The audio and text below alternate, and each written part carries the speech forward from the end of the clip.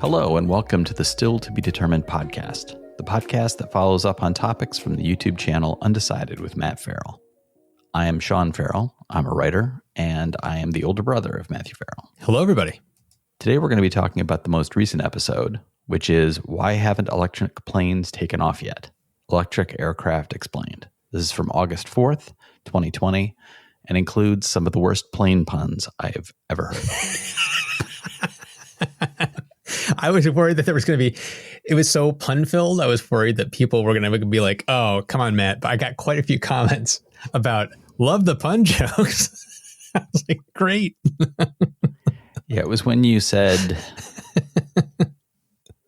but are there electric plane designs waiting in the wings? That I was just, that was the second one.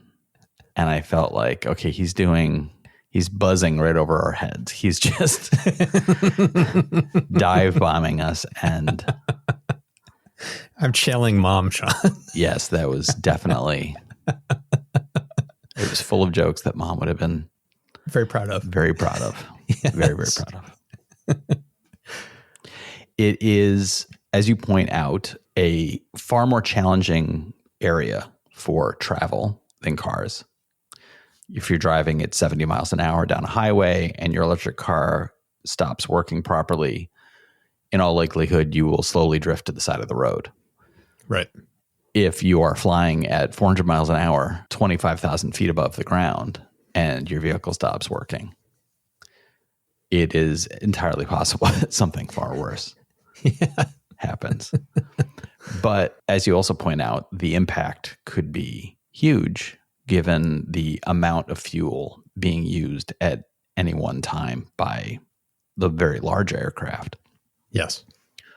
And the impact could be huge. I appreciated that you pointed out something in your video, which was the people who are pursuing this the hardest are looking at it completely from a business perspective. Yeah. It just makes business sense.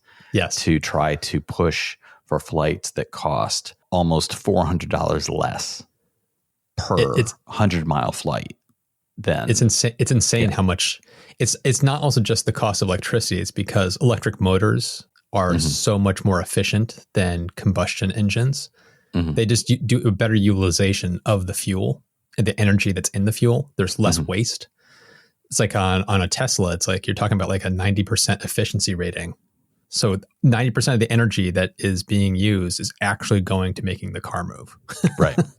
Where in a car, it's far less than that. So it's the same thing with planes. So it's not just cheap electricity. It's also just the efficiency of the energy.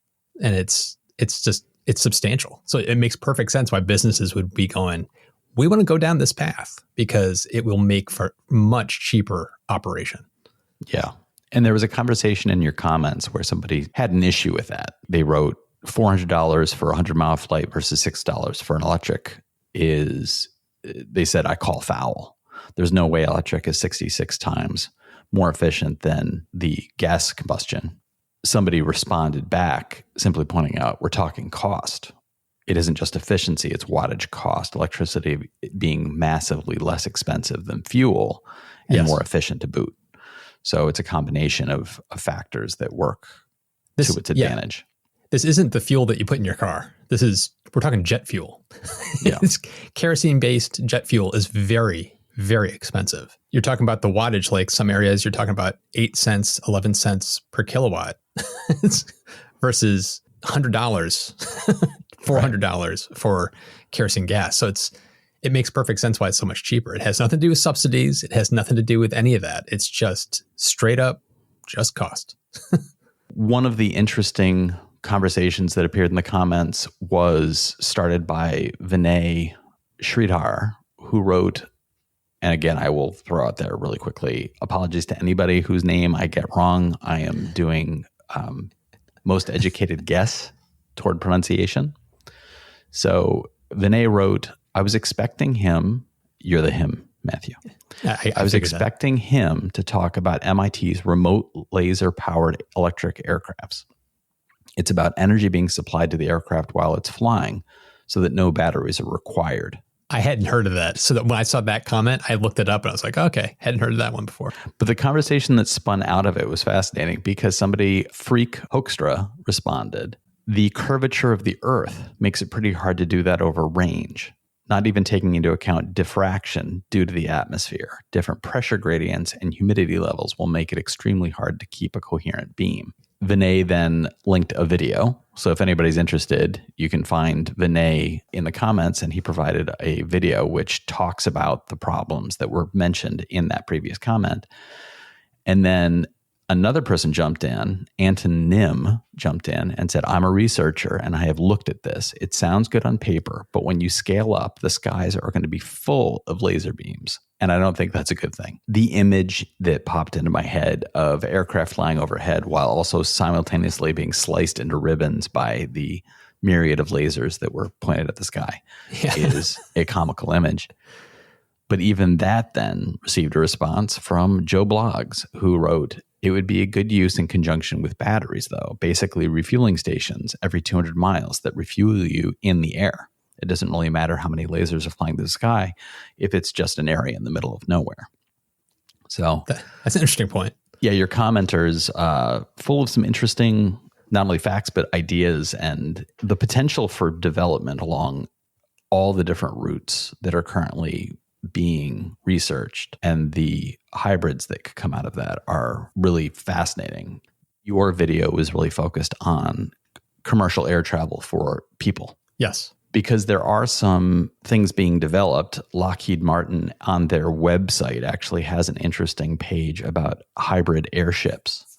Yes. Which are modern blimps. And they are clearly marketing this as we're doing this with an eye toward. It's like a replacement for trains. It's like yeah. And it really does look like that's exactly the image that popped into my head, was the ability for a blimp to fly into areas where there is not ease of access. Like they mention mining installations in Canada that are so remote that they don't have the roads to be able to get the biggest equipment to those locations easily. And they also don't have airstrips for planes to land. And these blimps are an option where you can actually fly heavy equipment over the mountains and then land vertically.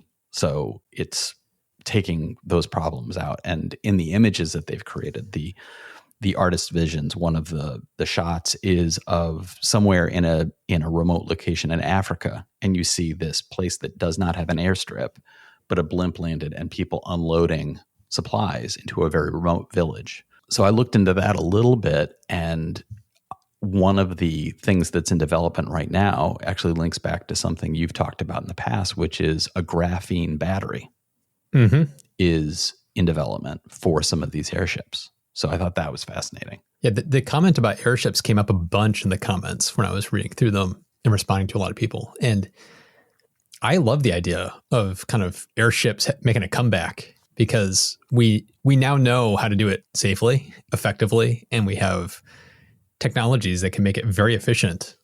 And as you point out, it's like, a straight line between 2 points is the fastest path. It's like not having to ship things in roundabout pathways through trains and shipping and airports. Being able to go from point A to point B almost directly with airships could have a huge impact on cost of cargo and getting things to locations we normally can't get them to. So there's so much potential there. But I've said this before. It's like there's more than one way to skin a cat. It's not like if there's battery airplanes, we don't need airships. It's like we can have both. We can have it all. It's like there's nothing to say that fuel cells won't have their area and battery electric cars won't have their area, and that there might be battery planes, there might be airships. It's like there's going to be a little mix of whatever is the right tool for the job. That's what we use. And so it's like it's going to be really cool to see if airships kind of make a comeback. I also, the potential, and this is something I read about maybe 15 years ago, maybe even longer. It was an article about airships and the potential for them to come back as a luxury air travel, basically. Right. That would be somewhere between a cruise and a train travel. The speeds at which blimps can travel is, I think the fastest blimp can go 70 miles an hour. And that's the newest Goodyear blimp. And other blimps, the average speed for most of them is around 50. So if you look at the travel between, say, New York and Chicago, that's almost 800 miles. So it would take you 16 hours to do it if you were doing it at 50 miles an hour. Obviously, that's not a timetable that would make a lot of sense for people who are accustomed to being able to get onto a plane and 2 hours later land in Chicago. But if your goal was a more luxurious pace where you're living in a cabin and you have a dining room and lounges with tons of windows, and you're traveling in a dirigible with maybe 200 other people total, and it's got a sort of Sky Mall feel, that would have a lot of appeal for wealthier travelers who might want to take a trip from New York to the West Coast that might take 3 or 4 days total and have a kind of hotel in the sky kind of experience with a few stops in between. And that feels both very retro and very futuristic at the same time. It almost feels like a alternate reality movies where it's modern day, but it's not. And that people look up at the Empire State Building, they see all these like blimps attached to the top of the skyscraper. It's like, this isn't my time. That's kind of what it feels like. Yeah. Sky Captain in the world of tomorrow. Exactly. Yeah. That I think is the real kernel of your video, which is, like you said, there's more than one way to get to that goal. We should be excited by the myriad of options that are available and the way that researchers are approaching these questions of how will we do this and what is realistic and what's not has become very fuzzy. There's a lot less of a barrier between them. I get excited about all this stuff because I see the potential of what it could mean. And I'm not hyper focused always on the negatives of whatever I'm talking about. It's more of big picture. And that thread really strikes home to me on that, because it's like how he brought up the laser powered planes, and then somebody's response was, oh, that's not possible because you wouldn't be able to do that over long distances. It's like that line of thinking is true, and it sounds very true, but at the same time, it's kind of missing the big picture of, okay, well, you can't use it that way. How could we use it? And that other comment saying, well, you could kind of have like remote fueling stations as planes are flying. They kind of like just top off as they're going at different locations while they're in the air. It's the same thing with when I talk to Witricity about the wireless charging of EVs. It's like, you don't have to go to a parking location necessarily and sit down and have your car parked for an hour to charge up. It's like, what if these things were just in taxi queues as taxis are waiting for passengers to get in their cars? It's like every time they're at the airport picking up passengers, they're actually just topping up while they're just doing their natural driving. You start to think about how to apply these things in ways that are a little bit of outside the box. And that's where, for me, the excitement comes around these technologies is, yeah, there's limitations, but how can we take advantage of these in a way that makes the most sense? To add to that, there was another theme of comments I was seeing. These comments are 100% correct. I'm not saying they're wrong at all, because some of them actually were coming from pilots, one of which was one of my patrons who's a pilot, gave me a lot of feedback on Patreon about this. One of the things to remember is that in current planes, they're loaded up with fuel. And technically, when planes are taking off, they weigh a lot more than they do when they land. Of course, yeah. And there's a certain weight that planes have to be under to land safely. And there's a reason why if a plane takes off and then immediately has problems, it has to dump its fuel before it does an emergency landing, because it's too heavy to technically land safely immediately. And so the point was, batteries, you don't lose weight. Batteries are that weight at the beginning and they're that weight at the end. And that's something that's got to be dealt with. And while that comment is 100% true, to me, it's kind of like so what? This is not like engineers are going to go, oh my God, we just put on, 50% too much weight and now they can't land. It's like, no, they're designing this from day one to be able to land.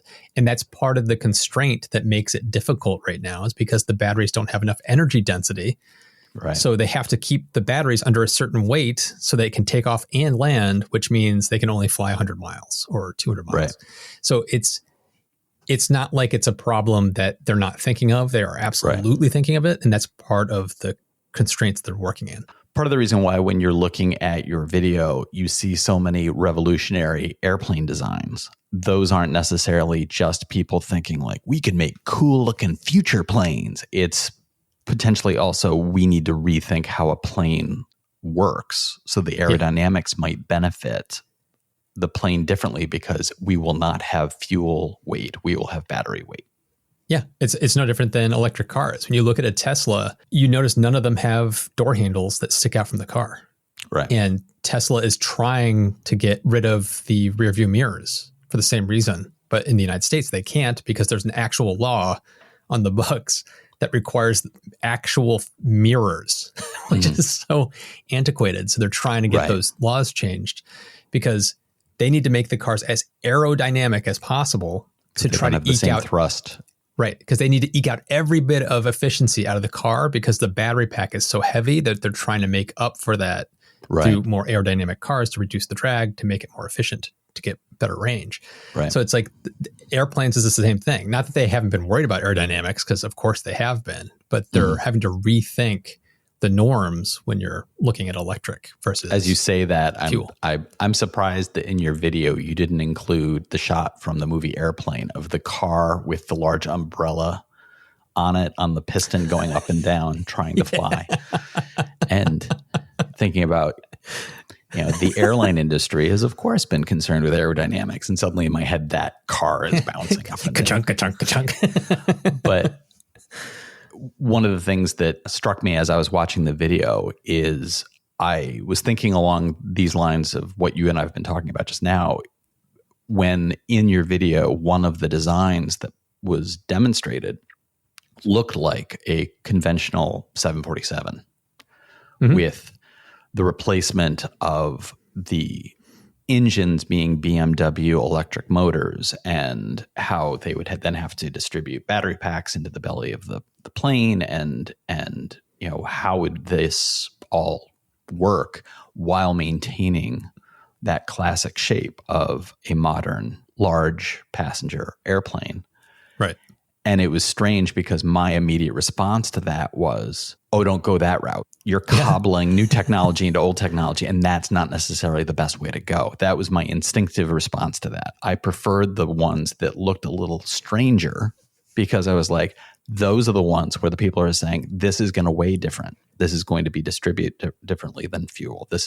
We can't just replicate. Well, Sean, fuel. You're a very wise man.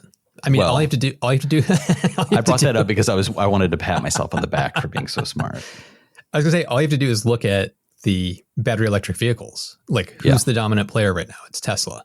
Tesla started from the ground up, and they didn't try to retrofit an existing gasoline car with batteries.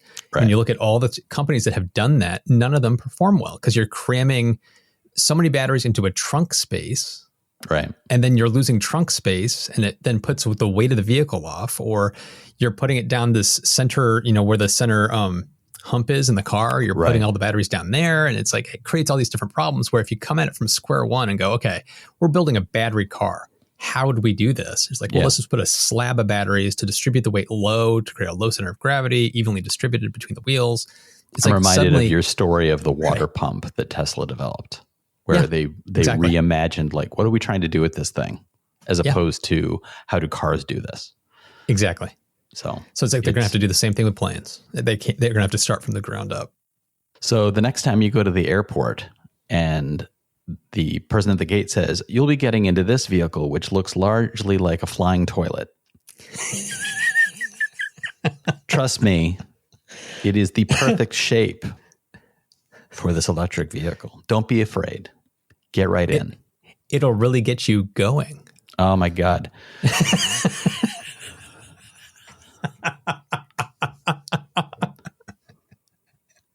Moving on.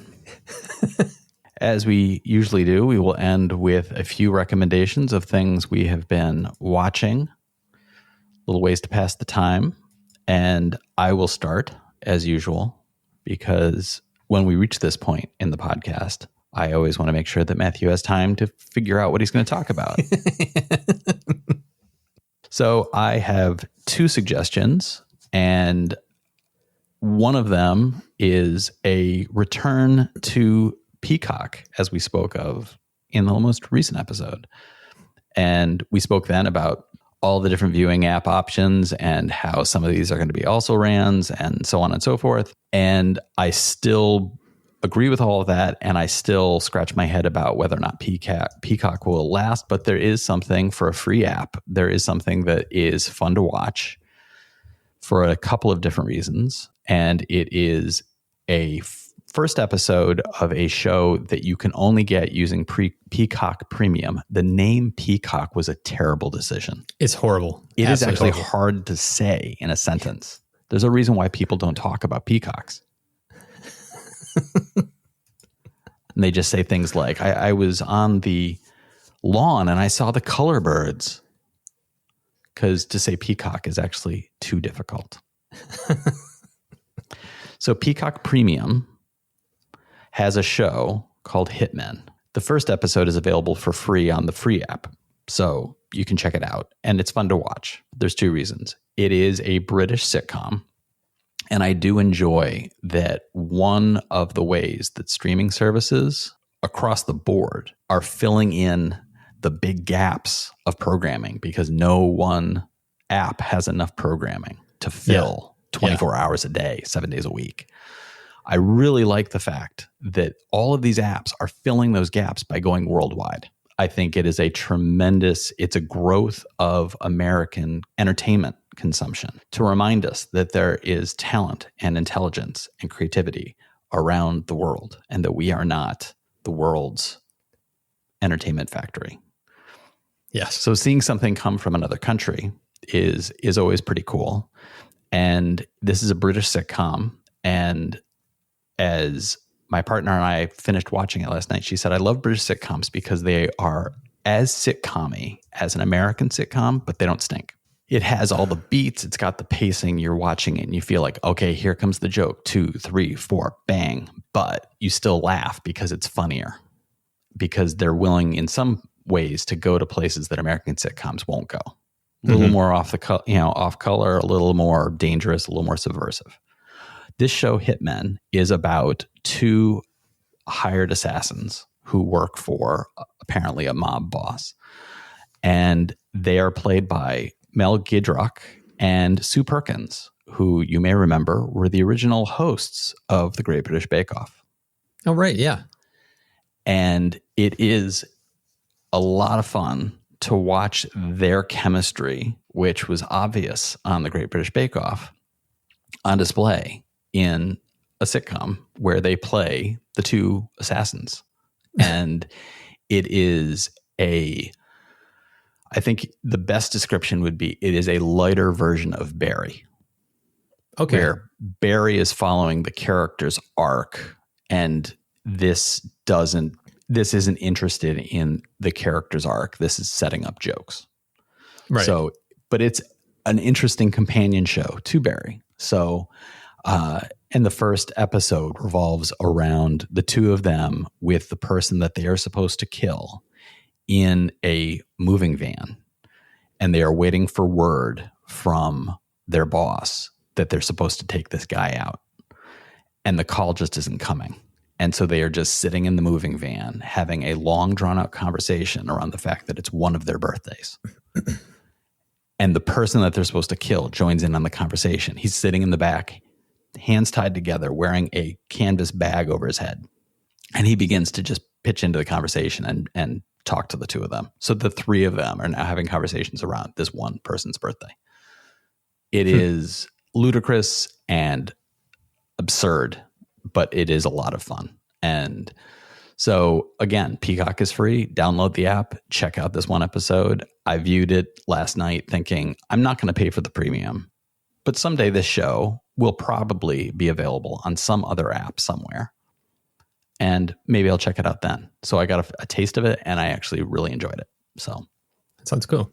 Yeah, it was fun. I love them on the Great British Bake Off. So that sounds pretty cool. other thing I wanted to mention was a movie that is newly available on HBO Max, and this is the newest Seth Rogen movie. Yeah, the pickle. Yeah, An American Pickle. Yeah. And it's based on a short story called The Sellout by Simon Rich. And Simon Rich also wrote the screenplay. And it is a very lovingly told story about family, not just family in the direct, these are the people you're related to sense, but history in there as well. And it's the story of a man 100 years ago who accidentally gets pickled into a giant pickle vat and then is discovered 100 years later and is perfectly preserved and comes out of the pickle vat and is perfectly fine. I love ridiculous, but awesome. It is ridiculous, and the movie handles the ridiculousness of it perfectly. It is, I've never seen it, but my understanding of this is very similar to Hot Tub Time Machines logic, which is just go with it. Just go with it. I have a story to tell you.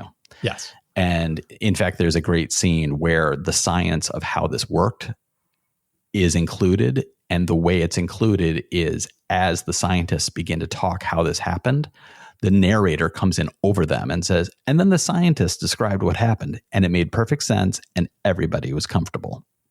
And then it goes back into the dialogue. It goes back into the actual dialogue in the scene with the reporters saying, oh, that makes perfect sense. Now I understand. That is awesome. That is awesome. So they just completely leapfrog over the whole like yada yada yada. Yeah, like yada yada yada. Everything works out. So now we go on with the story. And it is, every time I see a Seth Rogen movie, I am reminded again of how deep his comedy actually is. It is always very heartfelt. It always has a good center. And a good goal. And this is the story between an Orthodox Jewish man from the past who is now meeting his great-grandson, who is a non-practicing Jew. So it's less about the fish out of water looking at the big city and not understanding how the world works now, but not understanding how his own family member can operate, no matter what the world looks like, without that family root of faith. And it's a very nice story about something that I think many, many families go through in real life, which is parents and siblings and children looking at one another and saying, I understand what you're saying, but I don't believe in the same thing. Right. And how do you find common ground between those things? And it doesn't just have to be faith. It can be anything from, you think about gender norms to sexuality to race. How do you look at somebody who has that, you have a genetic family connection or a rearing connection, which means you're supposed to be on the same side and you're not. Right. And how do you get past that or through that or grow with that?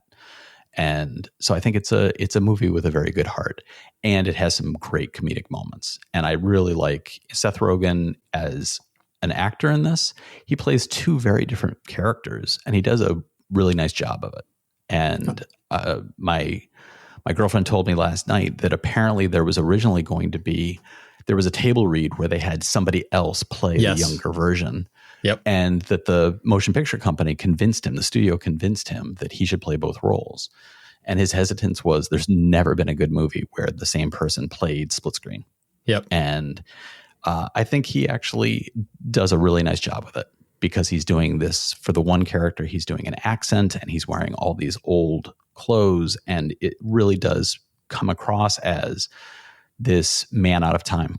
And then the other one is just a very contemporary, just guy, a computer developer. The whole thing, all 90 minutes of it, was a real just nice breath of fresh air, which was really what we were looking for last night. So if you're looking for the movie that's going to hit the right notes in your heart and not be too difficult in how it conveys that information, this is, I think, a good movie. Yeah, I want to watch that for sure. When I heard about it and saw what it was about, I was like, okay, I'm in. That sounds ridiculous. I want to see this movie. That actually ties to something I wanted to bring up, which, given the situation we're in with COVID and movie theaters, for the most part, being closed. It's been fascinating. I'm a huge movie fan. It's been fascinating to see how movie production companies are handling rollouts and delays of movies, because traditionally movie theaters have had a really good leverage against distributors to ensure that they get a certain amount of time with the movie before it gets put into digital and all that kind of stuff. But now with the situation we're in, that's gone. And now we're starting to see more and more movies, instead of getting delayed, they're just dropping them onto streaming. Like the Tom Hanks movie I talked about, which was on Apple TV Plus, that was supposed to be a major motion picture release this summer on Father's Day, and instead they just put it online. And now this was supposed to come out in theaters, and instead they just put it on HBO Max. And coming up September, this is the one I'm most interested for, is Mulan, which is the live action remake of the animated Disney film. Was supposed to be a major tentpole release this summer, and it was being delayed for theater release, but Disney finally just made the decision to release it on Disney Plus for the cost of $30 to watch it. It's going to be fascinating to see if they even make a decent amount of money off of that. It's going to be the death of movie theaters around the world, because it's going to show distributors, hey, we can just put these on, online and say it's $30 for the first, 2 months, and then start dropping the price after that. And we can make as much money that way, or if maybe even make more money that way, because you're not having to split it with a movie theater. Right. It's like, it's going to be fascinating to see how successful this is for Disney, because this is, for me, the litmus test of, it's the first major movie like this that's doing this. And it's all because of COVID. And it's going to have a ripple effect across the film industry forever. And it's going to be fascinating to watch how this plays out. I was thinking the same thing, and it sort of struck me that this may turn movie theaters, it may open up room for independent cinema in a way that it hasn't existed in a long time. Because if movie theaters, in order to compete with major producers that are going to be looking at streaming as the best way to open up a film and make more money that way, it may put movie theaters into a position where the best way that they can get people to actually come to them is giving them offerings that aren't available in any other way. Well, that could open up things for local cinema and independent cinema in very interesting ways.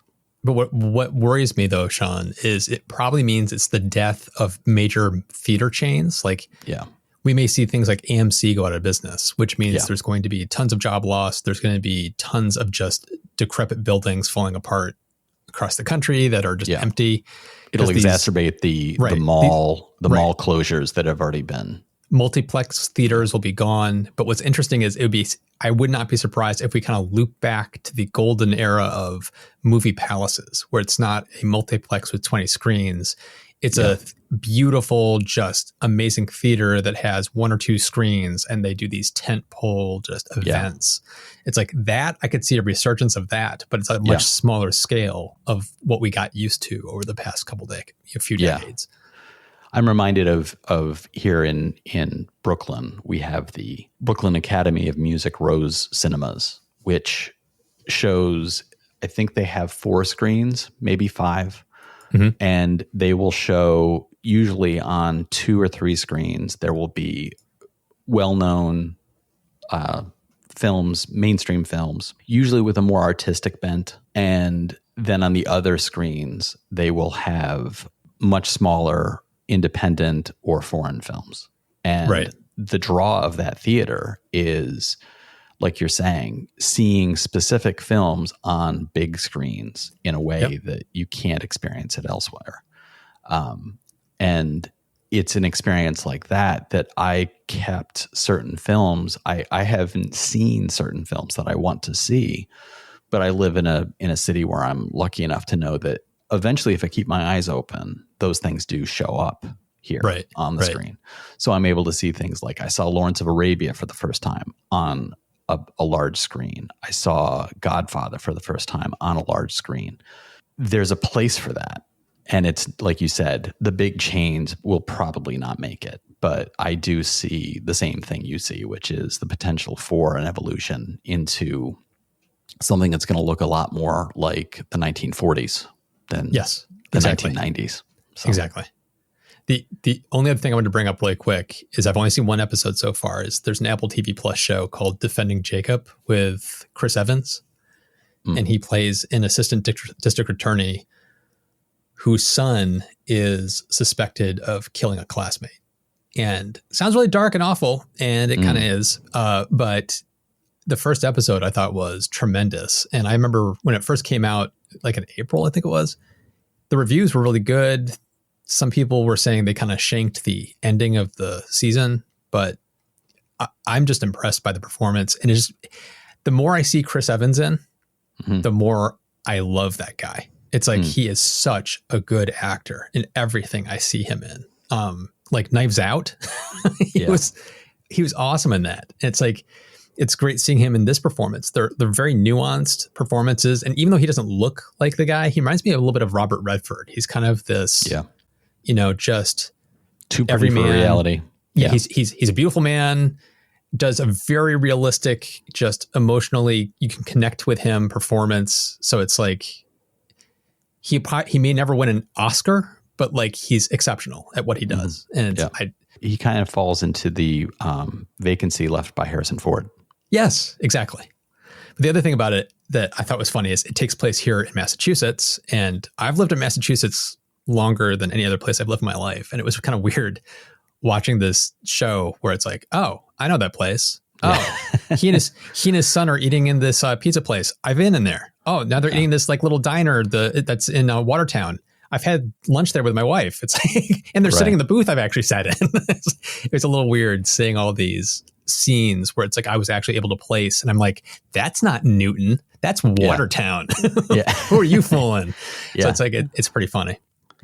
Yeah, there was we have a similar experience living in New York, and the number of productions, especially television shows, that are filmed in not only in the city but in our neighborhood. Yeah. And we were watching, we've been looping back to a show that we really enjoy, which I didn't intend to talk about this, but I'll bring it up now, which is Elementary, which is a terrific show. As far as a procedural goes, it's fine. But what I love about it is the relationship between Holmes and Watson.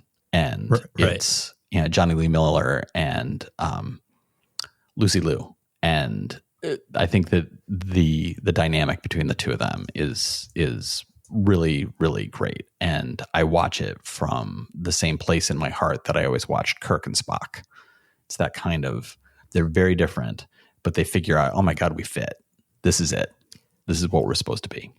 Right. And they filmed a good amount of that in the neighborhood I lived in several years ago. And we were watching an episode recently, and they were supposed to be in Queens, and my girlfriend, who lived in Queens for a number of years, was just like, that's not Queens. I'm like, no, as a matter of fact, that's a block away from where I lived. It's like, it was like, remember when I used to walk the dog around that corner? That's the corner. They're standing in front of that. See the plumbing shop behind them? You remember that plumbing shop? And she's like, oh yeah. So I was like, yeah, it's a weird experience. There's another movie that was supposed to come out in July this year with Ryan Reynolds called Free Guy that obviously has been delayed too. I'm looking forward to seeing that movie. I like Ryan Reynolds, but the main reason I'm looking forward to that movie is part of it was filmed here where I live in my downtown. And like all the bank scenes, I guess, were filmed here. And so it's like, I'm really curious to see how they're placing this into what fictional world they're putting it in. Because it's like, it should be fun to see my little downtown area in some crazy way. It can be jarring. Yeah. The end of Tom Cruise's War of the Worlds was ruined for me when he finally reached the home of his ex-wife in Boston and took his child to his ex-wife in Boston. Yes. And it was in Boston, and it was literally a block away from where I lived in Brooklyn. Yes. And so he's walking up to this brownstone and delivering his child after this turmoil. And it's supposed to be this very heavy moment of, I did it. And I sat there and went, No, that's Carroll Street. Come on. Like, what? No, that's Carroll Street. That's. So not only did it ruin the end of the movie for me, but then I ruined the end of the movie for everybody else in the room because I was just like, that's not even that's not Boston. Sorry. I'll keep my mouth shut. So let us know what you think. You can reach out to us through Twitter at StillTBDFM. You can reach out to me directly at by Sean Farrell, and you can reach out to Matthew at Matt Farrell or at UndecidedMF. Please watch the latest videos from Undecided with Matt Farrell on YouTube and check out the podcast, which is found at stilltbd.fm. You can also subscribe through any major podcast provider like iTunes, Spotify, or Stitcher. Please be sure to give us a rating, a review, and share us with your friends because it really does help the podcast. The podcast helps the channel helps Matthew, and then Matthew will make bad plain puns. Thanks so much for listening, everybody.